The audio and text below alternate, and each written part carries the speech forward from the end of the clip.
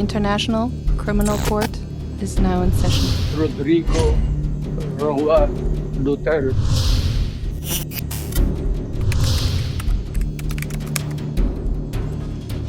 Nagpasa ang Senado ng resolusyong humihimok sa International Criminal Court na isailalim sa house arrest si dating Pangulong Rodrigo Duterte.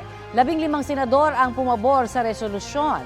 Tumutol naman sina Senador Kiko Pangilinan, Bam Aquino at Risa Ontiveros.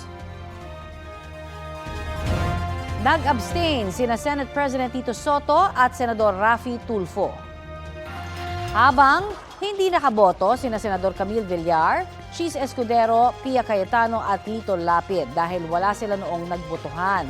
Humanitarian reasons ang binanggit na basihan ng hiling na i-house arrest ang dating Pangulo na mahina na raw at may karamdaman.